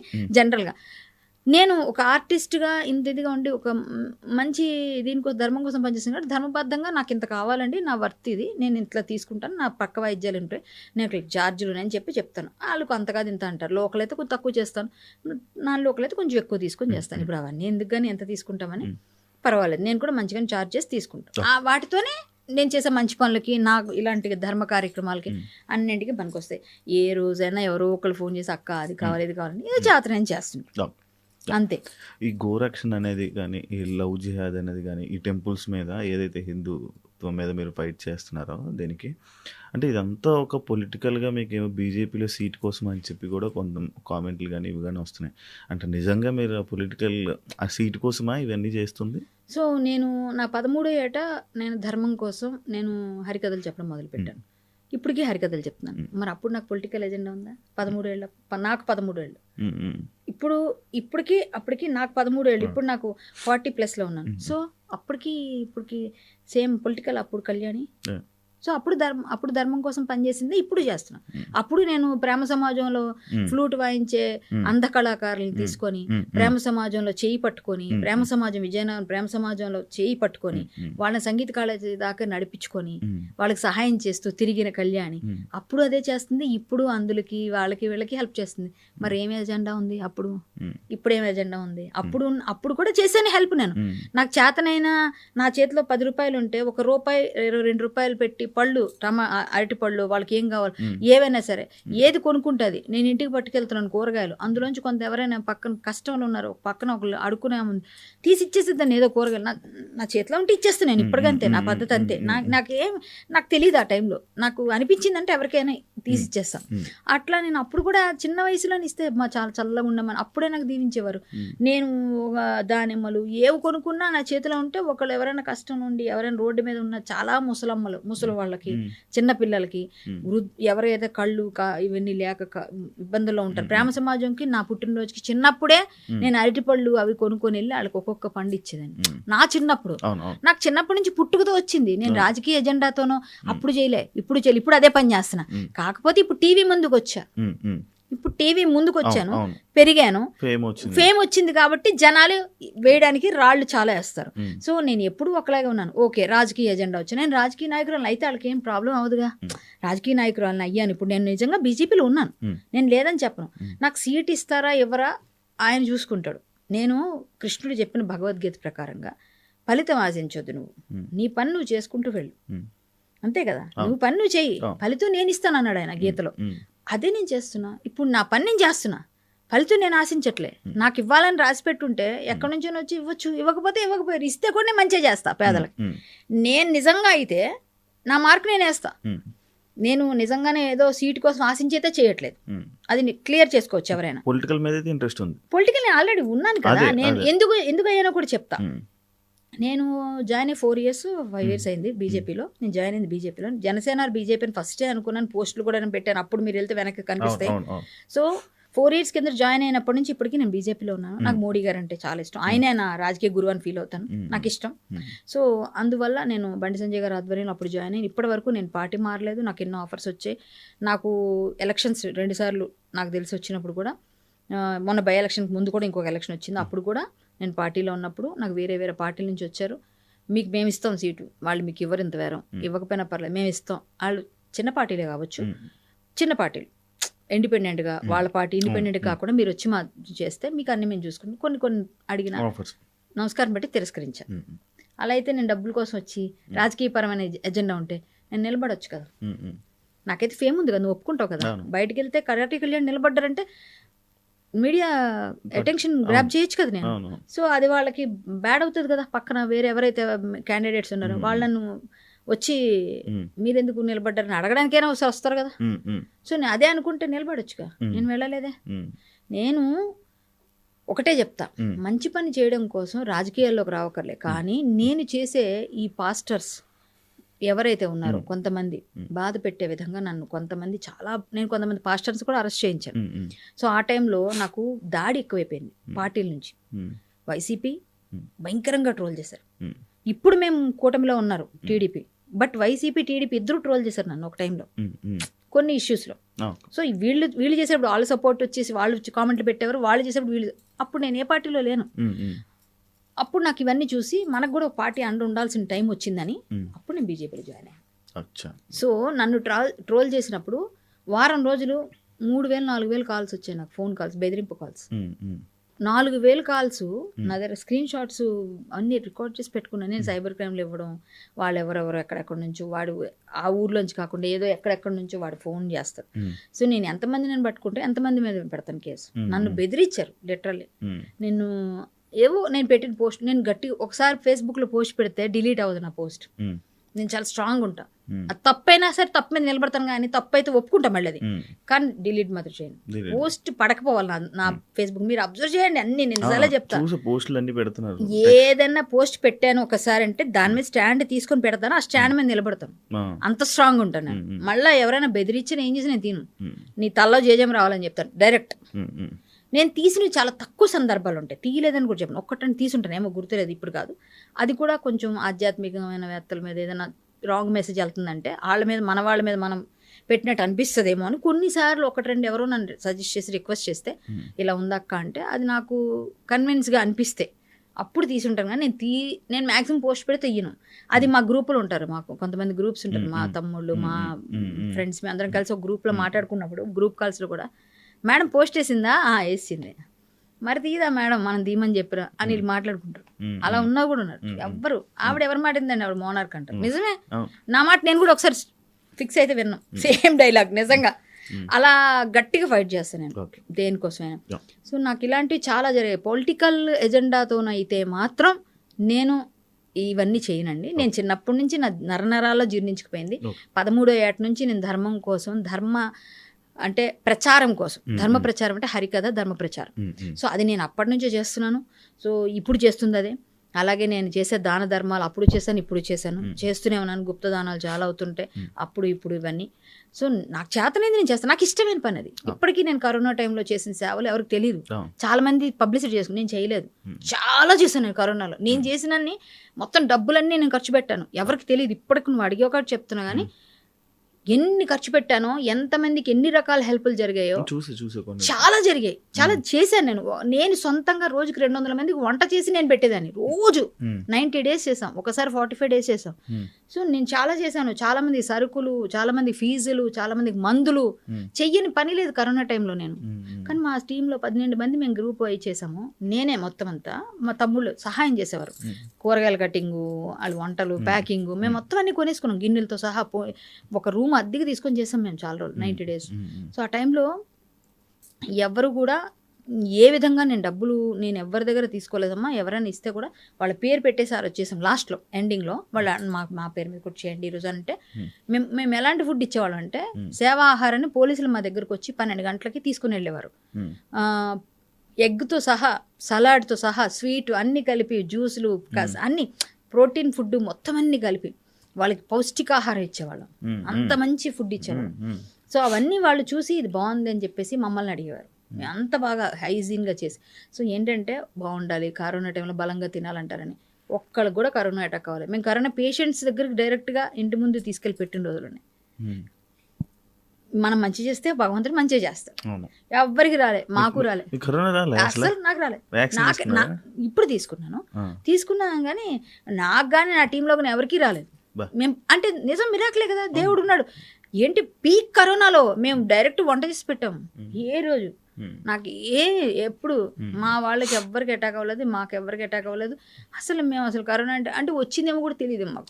మరి మేబీ దగ్గు జలుబు అనేది జనరల్ గా వస్తాయి కదా, ఇమ్యూనిటీ పవర్ ఉండడం వల్ల మనకి ఎవరికి ఏం కాలేదు. మాకు ఎవరికి వచ్చిందని కూడా తెలియదు. వచ్చి ఉంటే వాళ్ళు రాలేదు, వచ్చింది మేము చెప్పం, మేము టెస్ట్ చేయించుకోలేదు. కానీ నిజంగా బిగ్ బాస్కి వెళ్ళినప్పుడు టెస్ట్ చేశారు కదా, ఎన్నిసార్లు చేసి ఉంటారు వాళ్ళు టెస్టింగ్? 3-4 సార్లు చేస్తారు కదా, ఎప్పుడూ లేదు. మరి కరోనా అంటే వచ్చింటే తెలుస్తుంది కదా ముందు, ప్రీవియస్ అని ఏదైనా కనిపిస్తుంది, ట్రేస్ ఏమో లేదు. సో మన దగ్గరికి ఏం రావమ్మా మనం, ఎందుకంటే కరాటే కదా. అండ్ అదే కాకుండా ఫేస్బుక్ టాపిక్ వచ్చింది కాబట్టి రీసెంట్గా నేను ఒక పోస్ట్ చూసాను, అది మన బాలసుబ్రహ్మణ్యం గారి గురించి. లైక్ ఇక్కడ ఆయన కాదు, మీరు ఇక్కడ ఎందుకు విగ్రహం పెడతారు అని చెప్పి ఇలాంటివి. అది ఏంటి అసలు, ఏమైందండి ఆ ఇష్యూ ఏంటి అసలు? చాలా బాధాకరమైన విషయం తెలుసా అది. ఎందుకంటే బాలు గారు అనే ఆయన మన ప్రపంచంలో ఎవరు గుర్తుపట్టరు ఆయన్ని. ప్రపంచం నలుమూలలా ఆయన షో అంటే ఆయన గాత్రం పరిచయం లేని వ్యక్తి లేడు. సో ఆయన గాన గంధర్వుడు అంటాం మనం. సో ఘంటసాల మాస్టర్ గారి గురించి, బాలు గారి గురించి మన పేరు పెట్టి, యేసుదాస్ గారు వీళ్ళందరి గురించి పేరు పెట్టలేము. భాష అసలు అద్దులు లేవు, ఎల్లలు లేవు. ఇంకోటి ఏంటంటే ఆయన తెలంగాణ వాడు కాదు అన్నారు. ఓకే, 40 years నుంచి శ్రీనగర్ కాలనీలో ఉన్నారు ఆయన. ఆయనకి ఇల్లు ఉంది ఇప్పుడు కూడా బాలు గారికి. మరి తెలంగాణ వాడు కాకుండా ఎలా అయిపోయాడు? ఇక్కడ ట్యాక్సీలు కడుతున్నాడు, ఇంటికి ఇక్కడ కరెంటు బిల్లు కడుతున్నాడు, ఇక్కడ గ్యాస్ కనెక్షన్ ఉంది ఆయన పేరు మీద. ఆయన ఇక్కడ 40 yearsగా ఉన్నారు. తెలంగాణ వాడు కాకుండా ఎక్కడికి వెళ్ళిపోయారు? మామూలుగా 10 years దాటిపోతేనే, 14 years దాటిపోతేనే స్థానికత వచ్చేస్తుంది కదా జనరల్గా అనుకుందాం. మరి అలాంటప్పుడు కేసీఆర్ గారు బొబ్బిల్లో ఉండాలి కదా, ఇక్కడ ఎందుకు ఉన్నారు? మాట్లాడితే వీళ్ళకి అడుగుతున్నా. మరి ఆయన ఇక్కడ స్థానికుడు అయినప్పుడు ఇతను ఎందుకు స్థానికుడు కాడు? 25 years అయింది మేము వచ్చేసి. నేను విజయనగరంలో ఉన్నదానికన్నా ఇక్కడ ఎక్కువ ఉన్నాను అంటే చెప్తున్నాను. మరి అలాంటప్పుడు నేను ఇక్కడ స్థానికురాలుగా ఉన్నాను కదా, నాకు తెలంగాణ అంటే ప్రేమ ఉంది, నాకు అభిమానం ఉంది, నాకు ఇష్టం ఉంది, నేను ఇక్కడ బతుకుతున్నా. నేనేం తెలంగాణనేమి ఎప్పుడు కించపరచలేదు, ఆంధ్రాని పొగడలేదు. బాలు గారు అలాగే తెలంగాణ పాట, వాళ్ళు ఏదో ఒక వాదన తీసుకొస్తున్నారు, తెలంగాణ పాట పాడనన్నారు అందుకే కదా. ఆంధ్ర పాట కూడా పాడలేదు కదా ఆయన, అడుగుందాం. పోనీ ఆంధ్ర పాట పాడుండి తెలంగాణ పాట పాడలేదు అని మీరేమని చూపిస్తాను. ఆయన అన్నాడో లేదు కూడా మనకు ఆయన ఇప్పుడు లేడు, ఆయన వచ్చి చెప్పడం. పోనీ విన్నవాళ్ళు ఎవరో మనకు తెలియదు, వాళ్ళు చెప్పింది నిజమని ఎలా నమ్ముతారు? ఆయన చెప్పరు. ఆయన చెప్పలేనప్పుడు ఆయన మాట అన్నాడని మీరు ఎలా కన్ఫర్మ్ చేస్తారు? మేము ఉన్నాం పక్కన అంటే మేము ఎలా అనుకుంటాం? ఆయన లేడు కదా. ఆయన అన్నారు అంటారు. పోనీ ఆంధ్ర పాట ఏమైనా పాడి, ఆంధ్ర అని ఏమైనా పాడిన పాటలు ఉన్నాయి మీ దగ్గర, చూసారా? నా ఆంధ్ర అని ఏమైనా పాడిని చూపించండి, పోనీ నేను కూడా చూస్తాను. నాకు తెలియదు. సో నేను ఆయన అభిమాని, పిచ్చాభిమాని. నేను చెప్తాను, బాలు గారు అంటే నేను ఒక దేవుడు. నాకు అంత ఇష్టం. అందరికీ ఉంటుంది, నాకు కొంచెం ఎక్కువ, ఎందుకంటే నేను పాటలు పాడతాను. ఆయన ఎదురుగా ఆయన పాటలు కూడా పాడాను నేను. ఆయనతో నేను వెళ్ళి కలిసిన చాలా సందర్భాలు ఉన్నాయి. నేను చాలా విషయాల్లో నేను ఆయనతో, ఎందుకంటే వాళ్ళ ఫాదర్ కూడా హరిదాస్ గారు. సో ఆ కనెక్షన్ ఎక్కువ. ఎందుకంటే వాళ్ళ ఫాదర్ గారి గురించి మా గురువులు చెప్పడం, ఆ విషయాలు నేను ఆయనతో మాట్లాడినప్పుడు చర్చించడం, హరికథ గురించి నేను మాట్లాడడం, ఆయనతో ఎక్కువగా కూర్చున్నప్పుడు ఎప్పుడైనా పద్యాలు అవి పాడడం, వినడం, ఆయన ఇవన్నిటితో నేను కళ్యాణి బాగున్నామా అని పలకరిస్తారు. సో నాకు ఆయన అంటే ఇష్టం. నేను బాలుగారు చనిపోయిన ముందు కరోనా టైంలో ఈ ప్రోగ్రామ్ అది చేస్తున్నప్పుడు ఆయనకి ఇమ్యూనిటీ తక్కువ ఉండొచ్చు, మేబీ ఏదైనా అయింది, అది ఎట్లానో అయిపోయింది. నేను పోస్ట్ పెట్టాను ఫేస్బుక్లో, నాకు జుట్టు అంటే చాలా ఇష్టం, నా జుట్టు చాలా పెద్ద జుట్టు. సో ఈ జుట్టుని నేను డొనేట్ చేసేస్తా. అప్పుడు అంతకుముందు క్యాన్సర్ పేషెంట్కి ఇక్కడ కట్ చేసి ఇచ్చేసా, ఒకసారి ఇక్కడ వరకు కట్ చేసేసి క్యాన్సర్ పేషెంట్కి డొనేషన్ ఇచ్చా. నేను గుండు కొట్టించుకోలేదు నా లైఫ్లో. బాలు గారికి ఆయుష్ ఇవ్వు భగవంతుడా, నేను గుండు కొట్టించుకుంటానే. వెంకన్న మొక్కుతూ ఒక పోస్ట్ చేసాను. నేను పోస్ట్ చేశాను, నేను పబ్లిక్లో చేస్తాం కదా, మనం ఏదో మామూలుగా మన నోట్లో అనుకుంటే మానేయచ్చు. పబ్లిక్లో వేసిన పోస్ట్ నన్ను అడుగుతారు కానీ నన్ను ఎవరో మరి ఆయన బతికొచ్చారు, గుండె ఎందుకు కొట్టించుకోవాలి అనొచ్చు కదా. అప్పుడు అది మనం ఇస్తామా ఇవ్వలేదా అది వాళ్ళకి అనవసరం. నా మనసు చిత్తశుద్ధితో నేను అన్నమాట నేను నిజంగా నేను తలనేలాలు ఇచ్చేదాన్ని వెంకన్న బాబుకి. నేను పోస్ట్ చేశాను, అంత పిచ్చి అభిమాని నేను. ఈరోజు ఆ మహాగాయకుడికి ఆయన వాయిస్ ఏనని ఒక మాట అండి. ఇదే తెలంగాణలో మనందరం ఉంటున్నాం, నేను కూడా ఇక్కడే ఉన్నాను ఇదే తెలంగాణలో, ఆంధ్రాలో నేను లేను. సో తెలంగాణలో ఉండి నేను ఈరోజు ప్రభుం ప్రాణనాథం విభుం విశ్వనాథం, ఇది మీరు వినని శివాలయం ఉందా తెలంగాణలో? ఏమయ్యా ఓ రామయ్యా నిన్న ఎట్లా అనే పాట ఒకటి ఉంది, మీకు తెలుసు కదా. అది కూడా బాలు గారి పాటలో, బాలు గారి వాయిస్లో వింటాం. రామాలయంలో ఈ పాటలేను, రామాలయం ఉంటుందా అంటే ఇప్పుడు వేస్తున్నారు లేదు పక్కన పెట్టండి. తెల్లవారి 4 గంటలకి నిద్ర లేపే పాటలు ఇవి. లింగాష్టకం, బ్రహ్మమురారి, ఇవన్నీ మీరు వెయ్యరా? ఇవన్నీ మీరు వాడరా? ఇక్కడ మ్యూజిక్ డైరెక్టర్ ఎవరైనా కానివ్వండి, వాయిస్ ఎవరిది? మ్యూజిక్ డైరెక్టర్తో పాటు వాయిస్ కూడా ఒక కల్చర్ ఉంటేనే కదా అవును. మనం యాడాప్ట్ చేసుకుంటాం. శివది ఒక స్టైల్ యాంకరింగ్, కళ్యాణిది ఒక స్టైల్ ఉంటుంది కదా. కానీ ఆ స్టైల్ ఒక్కొక్కరికి ఒకటి నచ్చుతుంది. అవును. మీకు ఒకటి నచ్చుతుంది, నాకు ఒకటి నచ్చుతుంది. సో అలా బాలుగారి స్టైల్ నచ్చిన వాళ్ళకి ఆయన దేవుళ్ళగా కనిపిస్తుంది. బాలసుబ్రహ్మణ్యం గారిని ఆరాధించే వాళ్ళు కొంతమంది జేసుదాస్ గారిని దేవుడు అని ఆయన గొంతులో. ఇప్పుడు హరివరాసనం పాడితే బాలుగారు పాడిన యాక్సెప్ట్ చేయం. ఎందుకు? ఆయన పేటెంట్. ఎవరు? జేసుదాస్ గారు. ఆయనకి అయ్యప్పే పాడించుకుంటాడు అని ఎన్నో స్టోరీలు విన్నాం మనం. సో ఇప్పటికి కూడా ఆయన వెళ్ళి అక్కడ హరివరాసనం పాడుతూ ఉంటారు, తెలుసు కదా. ఆయన క్రిస్టియన్. సో దాన్ని బట్టి అర్థమవుతుంది కదా ఇక్కడ ఎలాంటి భక్తుడికి అన్నమయ్య గాత్రానికి, అన్నమయ్య పదాలకి వెంకటేశ్వర స్వామి దిగొచ్చాడు. ఆ పాటలన్నీ ఎవరు వాయిస్లో వినిపించారు? బాలుగారి వాయిస్లో వినిపించారు కదా. నీకు ఆర్ద్రత కనిపించింది కదా. ఇంత ప్రత్యేకతలు ఉన్న ఇంత మహాగాయకుడికి నువ్వు ఇక్కడ పెట్టొద్దు అంటే 40 years నుంచి ఆయన ఇక్కడ ఇల్లు, ఇక్కడ ట్యాక్సులు కట్టాడు తెలంగాణలో, ఇక్కడ ఉన్నాడు ఆయన. సో నువ్వు కట్టొద్దు అనకూడదు. సరే అక్కడ ఏం వివాదం జరిగిందో మాకు తెలియదు, ఏం జరిగిందో తెలియదు, దాన్ని తెలంగాణకి ఆంధ్రాకి ముడిపెట్టకూడదు. ఇప్పుడు తెలంగాణ ఆంధ్ర అని ఏదో ఒక సెంటిమెంటల్గా ఒక మాట అనేస్తే ఇది పెరుగుతుంది అని అమాయక ప్రజలు నమ్ముతారు కదా అని వాళ్ళు ఎవరో చెప్పేస్తే అది తప్పు కదా. ఇప్పుడు బాలు గారు లాంటి వ్యక్తికి విగ్రహం, ఇప్పుడు అందశ్రీ గారి విగ్రహం పెట్టండి, గద్దర్ గారిది పెట్టండి, గోరేటి, వీళ్ళందరూ ఎవరు సారీ అనకూడదు ఆయన ఇంకా అయితే అలాంటి వాళ్ళు. ఈ పాట విషయం గోరెటి వెంకన్న గారితో పాడించుకోవచ్చు కదా, మీరు పాడించలేదు ఎందుకు? మరి జయ హే జయ జయ హే తెలంగాణ గద్దర్ గారితో పాడించు కదా, పాడించలేదు ఎందుకు? మీరు ఇవన్నీ పాడించుకునే అవకాశం ఉంది కదా, మరి పాడించలేదు కదా. మరి తెలంగాణలో గాయకులు లేరా? సూపర్ గాయకులు ఉన్నారు మాకు ఇక్కడ. మీరు బాలుగారు అవసరం లేదంటే ఓకేనండి, బాలుగారు అవసరం లేదంటే మీరు పాడించుకోకపోవచ్చు. ఇప్పుడు ఆయన లేరు కూడా, పాడరు, అది పక్కన పెడదాం. బాలుగారి వాయిస్ కాకుండా బాలుగారు లాగా అలాంటి గాయకుడిని ఒకసారి తీసుకొస్తే తెలంగాణ కదా, ఆంధ్రాలో కూడా, నేను ఆంధ్రాలో కూడా ఛాలెంజ్ చేస్తాను. తెలంగాణ ఎందుకు, ఆంధ్రాలో కూడా ఇక్కడ ఉన్నారు బోల్డ్ మంది గాయకులు ఉన్నారు కదా, అదే వాయిస్ నాకు అలాంటి వాయిస్ని తీసుకొస్తే నేను జీవితంలో పాటలు పాడడం మానేస్తాను. ఒప్పిస్తే ఇమిటేషన్ కాదు, అన్నిట్లో కాదు, పాట పాడతారు అందరూ, దాని భావన అర్థం చేసుకొని వేరే మాడ్యులేషన్స్ ఉంటాయి. కొంతమంది గాయకులు యాజ్ ఇట్ ఈస్ బాలుగారిలో పాడిన వాళ్ళు ఉన్నారు. ఇమిటేషన్ కాదు, ఒరిజినల్ వాయిస్ కావాలి, ఒరిజినాలిటీ కావాలి. మధ్యలో దూడలు అంటారు, కొంచెం కొంచెం పడతా ఉంటాయి, అంటే కొంచెం కొంచెం గ్యాప్స్ వస్తాయి. అవన్నీ రాకుండా పాడగలరా? అలా చేయలేరు. అలాంటి గాయకుడు లేడు, అది ఒప్పుకోవాలి బేషరతుగా. మనం అలాంటి గాయకుడిని మనం అవమానపరచుకోవాలి. ఆయన లేడండి, ఆయన ఆత్మకు శోభిస్తుంది, తప్పు కదా అది. ఇప్పుడు ఆయన లేనప్పుడు మనం ఆయన గురించి ఒక మంచి విషయం చెప్పాలి. కానీ వీలైతే ఏమంటే ఇంకోటి, తెలంగాణలో మన గౌరవం ఎప్పుడు పెరుగుతుందంటే ఒకళ్ళని పొగిడినప్పుడు, తెలంగాణని కదా ఎవరైనా, ఒక గాయకుడినో ఒక గాయకురాలనో ఒక హీరోనో నువ్వు సూపర్ అని పొగిడినప్పుడు నువ్వు నీ స్థాయి పెరుగుతుంది. అంతేగాని వాళ్ళ నువ్వెంత అని దిగజారిస్తే నువ్వు కూడా అంత దిగజారిపోయినట్టే.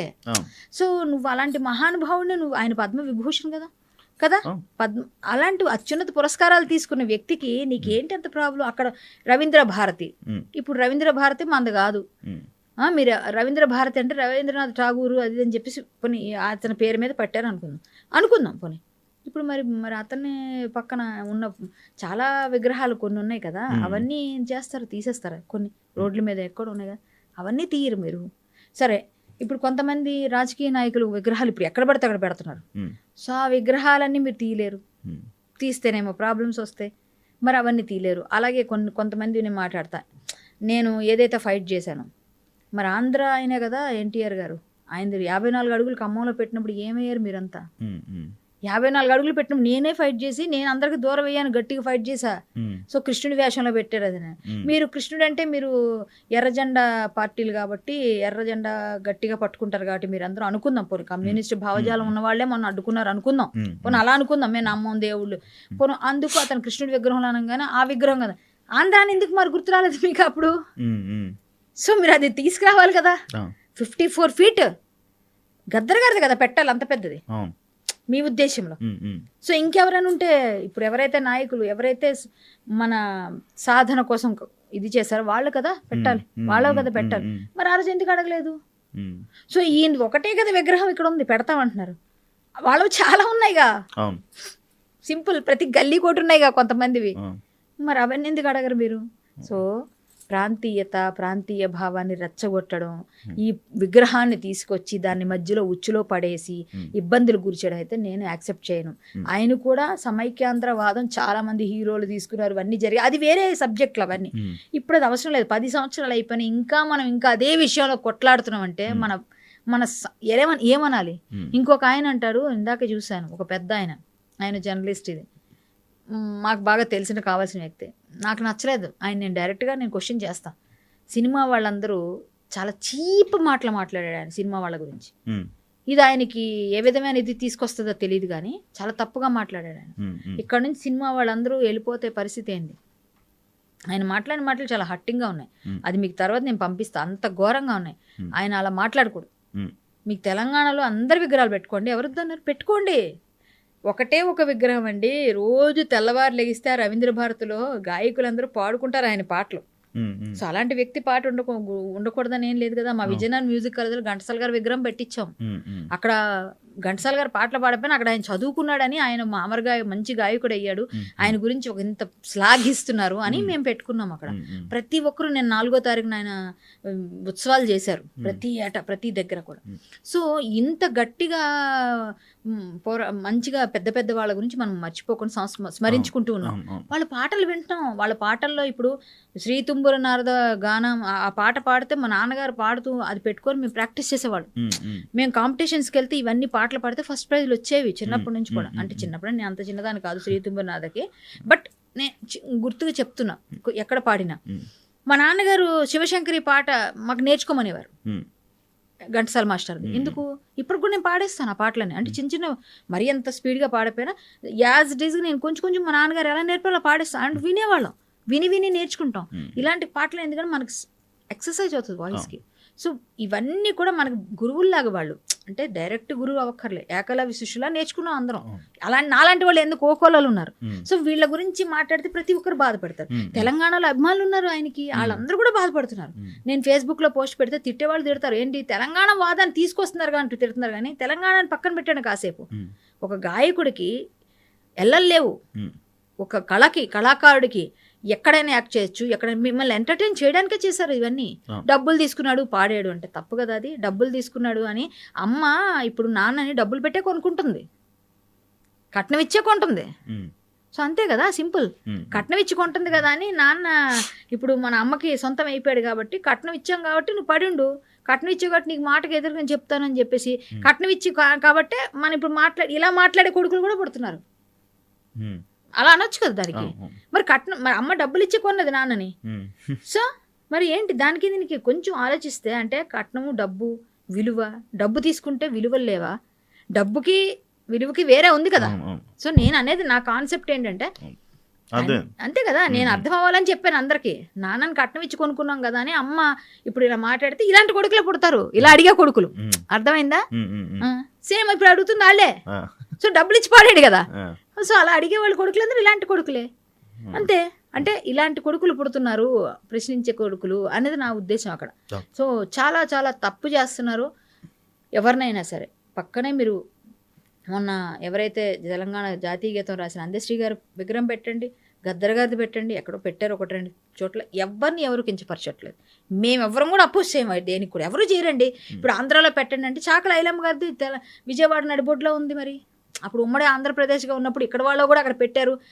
విశాఖ బీచ్లో చాలామంది తెలంగాణ వాళ్ళు ఉన్నాయి, అక్కడ చాలా విగ్రహాలు ఉంటాయి. లేవంటారేంటి? ఉన్నాయి ఆల్రెడీ. పెట్టండి అంటే ఇప్పుడు పెట్టండి అంటే పెడతారు.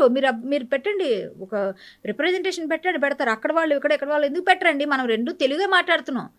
తెలుగు ఒకళ్ళు గిలుగొకళ్ళు మాట్లాడట్లే, రెండు తెలుగే మాట్లాడుతున్నారు. తెలుగు రాష్ట్రాలు అంటారు.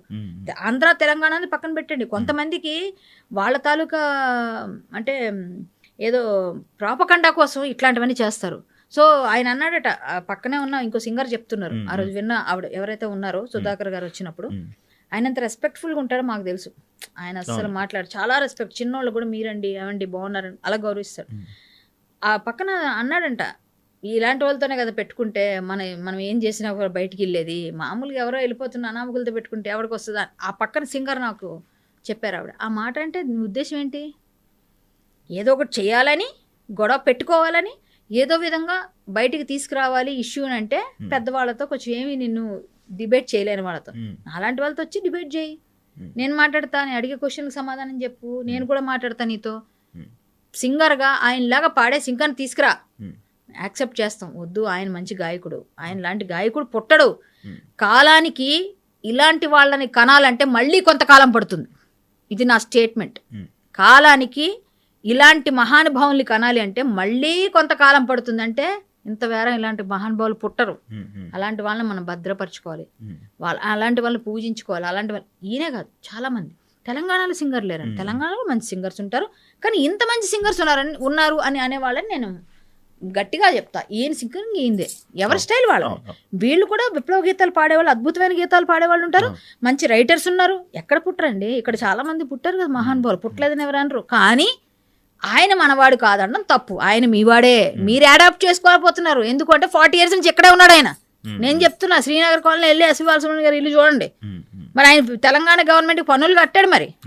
మరి ఎందుకు కడుతున్నావు అంటే, తెలంగాణ వాడు కాదని 40 సంవత్సరాలు ఉన్నా కూడా మీ తెలంగాణలో కలుపుకోరా మరి అనుకుందాం. నేను ఇప్పుడు చెప్తున్నా, ఏదో వచ్చారు పాడారు ఇక్కడ ఆస్తులు సంపాదించుకున్నారు అన్నట్టు కాదు కదా. ఆయన అందరు వాడండి, ఎక్కడ కాదు.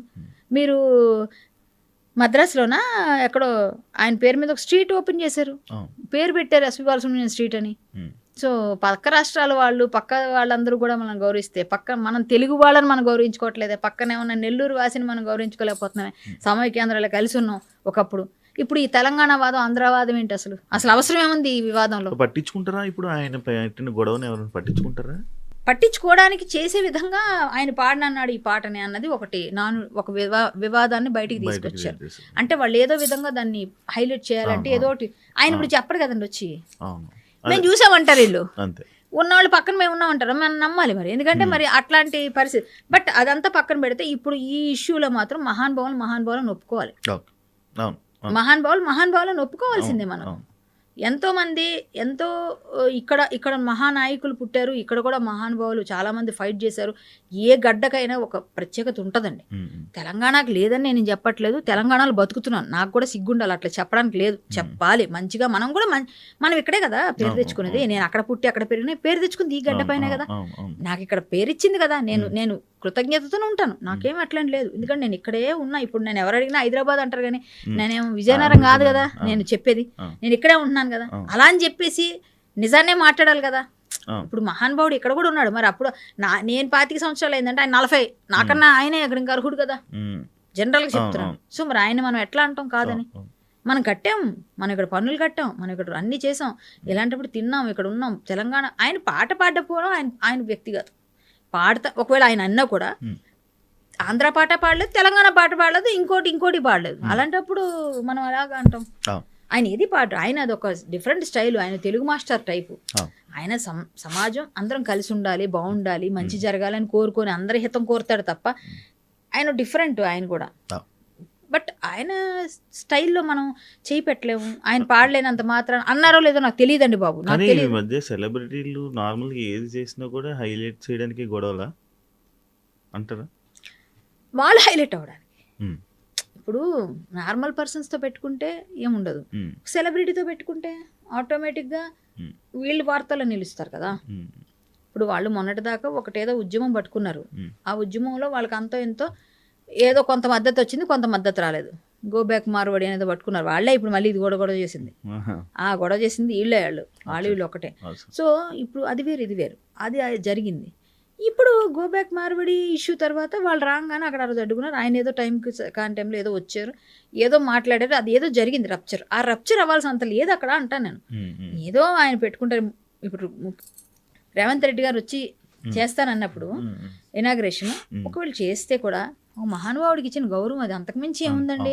ఆయన ఏమైనా ఇప్పుడు వచ్చి రవీంద్రనాథ్లో పాటలు పాడతారా, ఇంకేమైనా చేస్తారా? ఆయన విగ్రహం ఉంటుంది, ఆయన నమస్కారం పెట్టుకుని వీళ్ళు ఏదో పూజలు, ఆయన వర్ధంతి జయంతి చేసుకుంటారు, అంతే కదా, స్మరించుకోవడమే కదా. తప్పే ఉంది, తప్పేంటది? ఎవరైనా ఎక్కడైనా మహానుభావులు నమస్కారం, ఆయన పద్మవిభూషణ్ అంత వచ్చింది కదా, అదైనా తెలుసుకోవాలి కదా. మనం ఒక దేశం గర్వించదగ్గ కళాకారుడు, భారతదేశం సొత్తు. ఆయన భారతదేశం సొత్తు. నేనేమంటానంటే భారతదేశంలో కొంతమందిని ఈ భూమి కంటది, కొంతమందిని కంటది. ఆ కన్న వాళ్ళలో కొంతమందే కదా అమ్మకి ఉపయోగపడే విధంగా ఎదుగుతారు. మనల్ని కన్నది, కానీ మనందరం మన భారతదేశానికి ఉపయోగపడే వాళ్ళం అవుతాం లేదు. ఎలా అయ్యాం? అవుతాం లేదో ఏం తెలుసు. ఫ్యూచర్లో ఎవరికో ఎక్కడో ఆ మాత్రం ఇది ఉంటే కష్టపడే వాళ్ళకి వస్తుంది పేరు. సో ఈయన భారతదేశం కన్నా ముద్దు బిడ్డలాగా పెరిగి భారతదేశంలోని ఎల్లలు లేకుండా ప్రవహించిన ఒక జీవనదిలాగా పాటలు పాడుతూ వెళ్ళాడు ఆయన. అంతే కదా, జీవనదికి ఎంత మనం జీవనది అంటే ఎప్పుడు జీవం ఉంటుంది. అలా మనకందరికీ అన్ని విధాలు. అదే విధంగా ఈయన పాటల్లో ప్రతి క్షణం కూడా అందరూ పారవస్యం, భక్తి పారవస్యం. ఒక విధంగా చూస్తే ఆయన ఏ పాట పాడితే దానిలో మమేకమైపోయి లీనమైపోయి మనల్ని కూడా అందులో ట్రాన్స్లోకి తీసుకెళ్తాం. సో ఆయన పాటలో జీవం ఉంటుంది. సో మనం అలాంటి మహానుభావుడిని మనం గౌరవించుకోవాల్సిన సందర్భంలో ఇలాంటి ప్రాంతీయ భేదాలు తీసుకొచ్చి మీ పబ్బం గడుపుకోవడానికి, మీ ఉనికి చాటుకోవడానికి మమ్మల్ని, మా కళాకారుల్ని గాయపరిస్తే, బాధపడితే ఎంత బాధ. ఈరోజు కళాకారులు అందరూ కూడా బాధపడుతున్నారు. కాబట్టి నేను ఒక కళాకారునిగా బాధపడతా, నేను ఒక ఆయన అభిమానిగా బాధపడతా, నేను ఒక సినిమా ఇండస్ట్రీకి సంబంధించిన వ్యక్తిగా బాధపడతా ఇవన్నీ వివాదాలు. సో అందుకే నేను వెంటనే రియాక్ట్ అయ్యాను. మన ఇది ఇండస్ట్రీకి సంబంధించింది మాట్లాడాక రాజేంద్ర ప్రసాద్ గారు అప్పుడప్పుడు స్పీచ్ల్లో కొన్ని వివాదాల్లో ఇలా చిక్కుంటాడు. రీసెంట్ టైమ్స్లో కూడా మళ్ళీ ఒకటి అయింది. మీరు ఎప్పుడు మాట్లాడలేదు? ఆయన పెద్ద ఆయన అని అందరూ, ఆయనకి మధ్య కొంచెం షాక్ తగిలింది కదా, కూతురు అవన్నీ జరగడంతోనే ఆయన కొంచెం మైండ్ మామూలుగా కూడా ఆయన కొంచెం తొందరగా మాట అంటారు. ఈజీ గోయింగ్, ఆయన ఈజీగా అనేస్తారు. నేను కూడా ఉంటా, ఏంటో కళ్యాణి అని పిలుస్తారు నన్ను కూడా. మరి నన్ను అందరూ అలా పిల్లరు. మరి జనరల్గా అమ్మ బాగున్నావు అంటారు, లేకపోతే మేడం బాగున్నావు అంటారు, ఏమ్మ అంటారు, చెల్లి, అక్క, చెల్లిలో ఏంటే అని అనే ఇది ఉండదు. ఆయన ఎవరైనా షూటింగ్లో ఏంటే కళ్యాణి, ఏంటమ్మా, ఏం చేస్తా, ఏదో ఒకటి మాట ఎవరినైనా వేది. సో ఏంటంటే ఆయన ఈజీ అలా అనకూడదని తెలుసు ఆయనకి, పెద్ద ఆయన. బట్ ఆయన కంట్రోల్లో ఉండలేరు ఆ టైంలో. కొంతమంది ఏదంటారు కదా, నోటి ఇది అది ఎక్కువ ఉంటుంది. అలా ఉన్నప్పుడు సడన్గా ఆపుకోలేక ఏదో అనేస్తుంటారు. కానీ పెద్ద ఆయన మాత్రం బాగా సమన్వయం పాటించారు బ్రహ్మానందం గారు. మామూలుగా అయితే ఆయన కూడా గట్టిగా ఇచ్చేస్తారు, ఆయన కూడా గట్టిగా రియాక్ట్ అయిపోతారు. కానీ సమన్వయం పాటించారు. ఎందుకంటే వీళ్ళందరూ ఆయనకి సపోర్ట్ చేశారు ఒకప్పుడు. అంటే బ్రహ్మానందం గారికి వీళ్ళందరూ చేయూతలు ఇచ్చిన వాళ్ళు కాబట్టి ఆ కృతజ్ఞత, మేబీ ఆ భక్తి అన్నీ ఉన్నాయి. కానీ మనసులో బాధపడిన జనాలందరూ తిట్టేస్తున్నారు కదా, ఈయన బదులు వాళ్ళు తిట్టేస్తున్నారు. సో ఆయనని మనం ఏమన్నా కూడా పెద్ద ఆయన అన్నీ తెలుసు, అందరూ నా వాళ్లే, వీళ్ళు నా ఇంట్లో మనుషులు, వీళ్ళు నా ఫ్యామిలీ, మూవీ ఇండస్ట్రీ అంతా. సో వీళ్ళందరికీ నేనే ఇది చేసా. నేను కూడా ఆయనతో కలిసి చాలా యాక్ట్ చేశాను. రాజేంద్ర ప్రసాద్ గారితో కలిసి మేము చాలాసార్లు కలుస్తాము. అది అంటే ఈ మా సిస్టర్ బయట ఏదైనా ఫంక్షన్స్లో బాగా మాట్లాడతారు. నేను గాలి సంపత్ అనుకుంటా అరకులో షూటింగ్ చేసాం. 3 years అయిపోయిందేమో, 3 years ఎంత అయింది ఆ సినిమా వచ్చి, 3-4 years అయింది. మా నాన్నగారు ఉన్నారు అప్పుడు. నాన్నగారు ఉండగానే నాన్నగారు వెళ్ళిపోయి 4 సంవత్సరాలు అయింది. ఆ టైంలోనే రిలీజ్ కూడా అయింది ఆయన ఎండింగ్ లో. ఆ సినిమా చూసారు నాది మా నాన్నగారు లాస్ట్, గాలి సంపత్. సో గాలి సంపత్లో అరకెళ్ళి చేసాం. అప్పుడు రాజేంద్ర ప్రసాద్ గారు కాంబినేషన్ అంతా నాకు. సో నేను అందులో మంచి క్యారెక్టర్ చేశాను. శ్రీ విష్ణు హీరో, అది అనిల్ రావుపూడి గారు డైరెక్టర్. సో ఆ సినిమాలో చేసేటప్పుడు మేము కలిసి భోజనం, ఆయన అంతా ఫుడ్ పెడతారు, ప్రసాదాలు తెచ్చి పెడతారు, అందరికి బాగా చూసుకుంటారు. బాగా యాక్టింగ్ చేసేప్పుడు కూడా మనకు సపోర్ట్ చేస్తారు. ఇలా చెప్పు డైలాగ్, అలా అవన్నీ ఉంటాయి. మళ్ళీ మనం ఏదైనా తప్పు చేసినాం, బాగా చేసాం చేస్తే కూడా బాగా చెప్పావు అంటారు. అంటే ఆయన అన్ని విధాలుగా మంచి ఆయనే. కానీ ఏం చెప్తాం అలాంటి పెద్దోళ్ళ గురించి, తప్పు అని అనలేము, తప్పు ఆయన విధానం అది అని చెప్పలేము. అది తప్పు పట్టే విధంగా ఉంది కాబట్టి పెద్దవాళ్ళని మనం ఏమని తప్పు పడతాం. కానివ్వండి, కొంతమంది మన ఇంట్లో ముసలమ్మలు ఉంటారు, బాగా మూలన కూర్చుని ఉంటారు. కొంతమంది బాగా వయసు అయిపోయి ఉంటుంది, వాళ్ళు చేదస్తం పెరిగిపోతుంది. వాళ్ళు ఏదేదో మనం ఏది మాట్లాడినా దానికి ఏదో ఒకటి తీస్తారు. సో వాళ్ళకన్నీ చిన్నప్పుడు నీకు అది చేయలేదరా, నేను ఇది చేయలేదరా అని వస్తాయి. అప్పుడు మనం ఏమంటాం, సరే నువ్వే చేసేవాలే అని వదిలేస్తే అయిపోయింది, లేకపోతే పెద్ద గొడవ. సో ఆయన ఒక పెద్ద ఇండస్ట్రీకి ముసలాయన అయిపోయారు, పెద్ద ఆయన అయిపోయారు, చేదస్తం పెరిగింది, ఆయన ఏం మాట్లాడినా పట్టించుకోకూడదు అంటాను నేనైతే అది పట్టించుకో. And don't forget to subscribe to iDream. And for more videos, please subscribe to iDream. Please subscribe to iDream. Please subscribe iDream. And please subscribe to iDream. For more videos, subscribe to iDream. please like, share and subscribe to the channel. Congratulations, iDream. Subscribe to iDream. Subscribe to iDream. So subscribe to iDream Media. iDream ki iDream team andarki huge congratulations. Please subscribe iDream Media. Please subscribe to iDream. Subscribe iDream. Please subscribe to iDream. I dream అంటే నా కళల channel subscribe చేసుకున్న నోరు తిరుగుతలేదు, మీరైతే గంట గుర్తు కొట్టండి. For more such videos, please subscribe to iDream. Subscribe to iDream. Please subscribe to iDream. Please subscribe iDream Media. Please do subscribe to iDream. Please subscribe to iDream Media. For best entertainment and information, please subscribe iDream.